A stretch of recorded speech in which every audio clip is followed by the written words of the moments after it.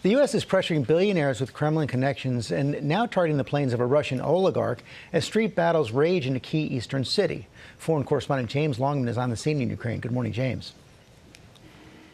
Yeah, good morning, George. Ukraine is holding on in the east, even though Russia has made some important territorial gains. But overnight, Ukraine says it's launched a successful counterattack in a key strategic city there. This is as the US continues to pile on the financial pressure on Vladimir Putin and his allies. This morning, the US is tightening its grip on Vladimir Putin's inner circle. Federal prosecutors are moving to seize these two planes they say are owned by Russian oligarch Roman Abromovich, who allegedly moved them to Moscow in March, violating sanctions put in place by the US.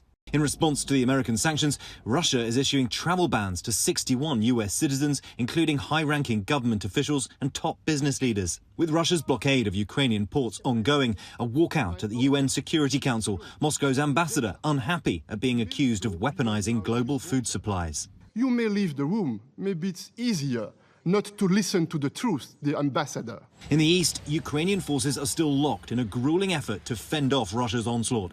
Putin's forces have taken huge swathes of territory, but in Severodonetsk, the Ukrainians say they've mounted a successful counteroffensive and pushed back the Russians to the eastern part of the city. But the Secretary of the National Security Council, Alexei Danilov, has told ABC News that it will be difficult for Ukraine to win this war without speeding up the supply of modern weapons. The country is ready for long-term resistance, he said, because we're fighting for our freedom. New long-range weaponry from the US and now the United Kingdom to Ukraine is intended to defend against this, Russia's relentless bombardment of residential areas.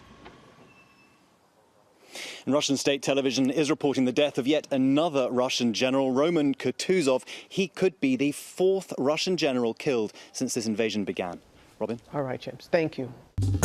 Well, hey there, GMA fans. Robin Roberts here. Thanks for checking out our YouTube channel. Lots of great stuff here. So go on, click the subscribe button right over here to get more of awesome videos and content from GMA every day, anytime. We thank you for watching, and we'll see you in the morning on GMA.